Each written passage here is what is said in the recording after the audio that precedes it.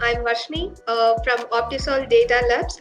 So I work in text analytics team. So here in text analytics, we do a lot of projects related to chatbots, information retrieval techniques, semantic similarity, etc. Here we are a small team, but we really do a lot of interesting stuffs. So here we have one of my colleague Ajit with us. Hi Ajit, can you give a quick Uh, intro about yourself? Hi everyone. So I'm Arijit. I'm a part of the Data Labs team, to be precise, the text analytics team. And about my background, I have some prominent knowledge and prior experiences in the field of machine learning, deep learning, data science, text analytics, predictive analytics, and databases. So that's about my background. That's a brief about my background. So that's good. So guys, we thought we would make a quick video which depicts our capabilities in the field of text analytics, and we can share some of our experience in working with this interesting stuff. So let's start. So Ajit, can you tell me your work experience at Optisol? So basically, I have joined Optisol in the month of January, and from there itself, I got an ample of opportunities to work in a couple of exciting projects. So there, I have got to learn a lot. I have got lot of research works, and also I have tried my hands with some new trending technologies like some advanced deep learning technologies, and also like kind of chatbot development projects I have also worked on. So Official is a part where I could explore and learn a lot of new ideas and innovations that enhanced my problem solving abilities. That sounds good. So, what kind of frameworks or tools you use or work on? So basically, you can say that during my total employment period in Official, I primarily I got associated in the chatbot projects. So I have used so many chatbot development tools like Rasa NLU framework, Microsoft Bot framework, CSML, Botfront, etc. And I have also used some load testing tools like Apache JMeter. And after that, in some advanced deep learning techniques like Transformer, GPT-2, BERT, bidirectional encoder representation. So these are the things that I have explored. And for the final project API integration, so that it can be available to the end users, so we have used some frameworks like Fast API, Flask, etc. So these are the things we have used during the period. That's interesting. So, can you give us an overview about some of the projects which you worked on? Yeah. So basically, in the chatbot project, for the first time when I got the chatbot project, so there I have used Rasa NLU and Microsoft Bot framework primarily.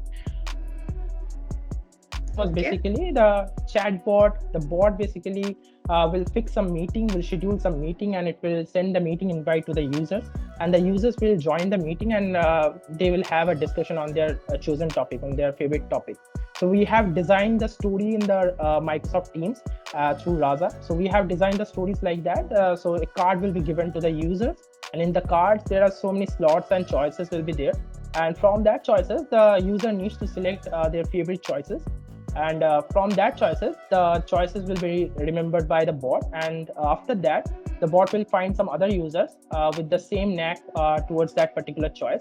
And after that, when it will get some 4 or 5 matches, then it will just send the meeting invites to the user, so that the 4 or 5 people who have the same choices, they can have a great discussion on that particular topic.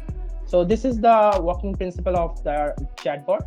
And next, we have also worked on some question project. So you can guess by the name itself that the user will throw some questions to the bot, and it will answer the questions. So here we have developed 2 categories. We have categories in two sets, the chatbot. One is open domain, and another one is closed domain. So in the open domain system, the user can ask anything to the bot. The bot will return the answer. But in the closed domain, the user needs to upload a manual, upload a PDF file, and from there the bot will refer the questions and answers. So it is basically like we have done something in our class 10 to 12. We have been given some unseen comprehensions and a couple of questions. So from that comprehension, we first have to read that comprehension, and after that we need to answer those questions. So the same methodology the bot will also do, and bot will first read the manual, and it will memorize all the steps, and after that it will return the answer. So here we have used, here we have used the deep learning methods. That is basically a transformer architecture BERT model we have used, and we have trained our model on SQuAD dataset, that is Stanford question answer dataset. So that is basically widely used for any kind of question and answer system building purpose. So those are the overview of my projects. And apart from that, I have helped my team in the resume extraction using some NER model, that is named entity recognition. So that is a small project where I have given some contribution. So that's it about. That's really cool. Can you give something about your experience at Optisol? Can you tell me something about you? Yeah, sure. So I started my career in Optisol from the month of December, and I have a lot of opportunities to work with various kinds of interesting use cases and steps. So Optisol is a place where you can work among diverse cultures in trending technologies, and it's definitely the right place where you can grow, learn, and contribute. That's really brilliant. And so what are the frameworks or technology stacks that you have used during your project work? Yes, I have worked on web frameworks like Flask and Fast API. So if you consider Fast API, it is a modern web framework to develop APIs using Python. So it has many advantages, like it is fast, easy to code, and it's also easy to learn with a well-documented format. So one of the major advantages is Swagger UI, where you can see the automatic interaction of API automatically with the interactive visualization. So then other frameworks include TensorFlow and PyTorch, which is used for developing and deploying various kinds of machine learning models. So since we are in text analytics team, I have worked with various NLP techniques like semantic indexing, named entity recognition, sentiment analysis, etc. Very good to hear that, Varshini. So final question is that what are the projects that you have worked on principally? So can you give an overview of your project? Yeah, I will list some of the use cases and projects which I worked on. So I had an opportunity to work with a project called related to information retrieval technique. So generally, when you see text data contains a lot of information and not all of it will be considered as important.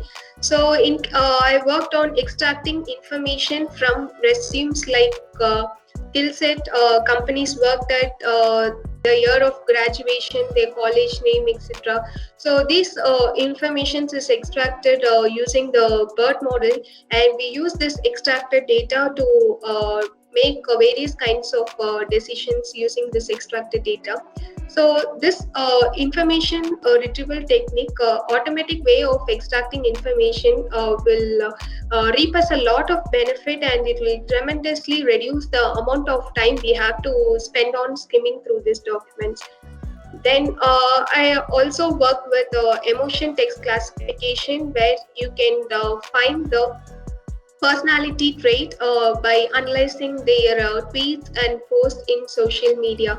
So this is developed using a model called Universal Sentence Encoder. So, and it is a very good model to find the semantic similarity between the documents. So apart from that, I have worked on I have an experience when working with OpenGPT-2, which can be used for text generation, where the model generates the entire text for you, and it can be used for question answering, text summarization, etc. That's it from my side. Super, exceptional. So amazing to talk with you, Varshini. So I hope we had a great time and keen understanding about our project works and about our use cases. So thanks everyone for listening to our interaction, and we hope that you have enjoyed this video a lot. And anyway, you can check out our YouTube channel for more such videos. And also, as always, you can head over to our interactive videos like this in future. So that's it. See you again in the next video. Till then, stay safe and stay connected. Thank you, guys.